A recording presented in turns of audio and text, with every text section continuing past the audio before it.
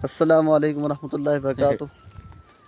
ماشاء اللہ موسم بہت ہی سہانا ہو رکھا ہے یہاں پر، دیکھ سکتے ہیں آپ بھی کتنی ہریالی ہے اللہ کے فضل و کرم سے۔ یہ اونلی دیہات میں ہوتا ہے ایسا؟ ہاں دیہات میں، تو مفتی صاحب کہہ رہے ہیں کہ صرف دیہات میں ہوتا ہے، سٹی میں تو ویسے دیکھا نہیں دیکھنے کو ملتا ہی نہیں، مشکل سے، اور تو صرف بلڈنگ ہوگی، گاڑیاں ہوں گی، گاڑیوں کی آوازیں ہوں گی۔ یہاں تو صرف چڑیوں کی چہچہاہٹ ہوگی ہاں چڑیوں کی یا سناٹا ہوگا۔ 1 کلومیٹر سے بھی اگر کوئی بندہ چیخے گا ہاں تو اس کی آواز یہاں تک آئے گی، اچھا اتنا سناٹا بھی ہوتا ہے۔ اور چڑیوں کی چہک یہیں سے آتی ہے، اچھا اور یہ جو درخت اور پتے لہلہا رہے ہیں وہ بھی ایک بہت ہی ریلیکس فیل ہوتا ہے جب یہاں پر آتے ہیں ہاں۔ ایک دم۔ اور دن بھر کے جو ہے کاموں کی تھکان، یہ نیچر ہی تو ختم کرتا ہے ہماری، یہ نیچر کے ذریعے ہی ہماری یہ تھکان ختم ہوگی۔ بہت بڑی ماشاء اللہ۔ اور کاموں کے اندر بیزی رہتے ہیں، کام وغیرہ کرتے رہتے ہیں، تو اس میں آدمی اسٹریس میں رہتا ہے۔ تو جب اس طرح کی ہریالی اور پتوں کا ایک دوسرے سے، وہ جنتی کو بھی کہا جاتا ہے نا، جنت کے اندر ایک ہوا چلے گی اور پتوں کی جو ایک دوسرے کے ٹکرانے کی جو میوزک ہوگی وہ بہت خوبصورت لگے گی۔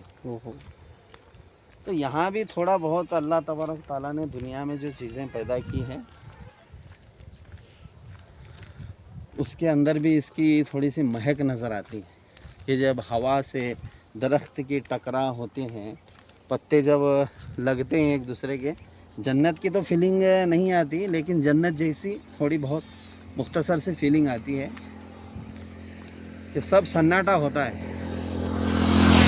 کوئی درخت ایسے ہوتے ہیں کہ ان درختوں کے اندر چڑیوں کا اور اللہ پاک کی مخلوق کا جھنڈ اتنا ہوتا ہے، جیسے وہ آگے ایک درخت آ رہے ہیں، ہم آپ کو اس کی آواز سنائیں گے، اس کے اندر بہت سارے پرندے بیٹھے ہوئے ہیں اور سب ایک دوسرے سے باتیں چیتیں کر رہے ہیں، دن بھر کی اپنی کارگزاریاں چل رہی ہیں ان کی، کہ تو کون سے کھیت کی لگا کے آیا ہے آج،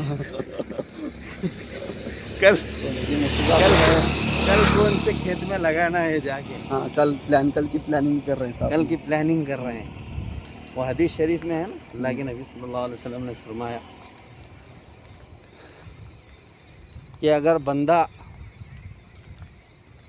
اللہ تبارک و تعالیٰ کے اوپر ایسا بھروسہ کرے جیسا بھروسہ کرنے کا حق ہے، تو اللہ کے نبی صلی اللہ علیہ وسلم نے فرمایا کہ پھر پرندوں کی طرح رزق دیا جائے گا۔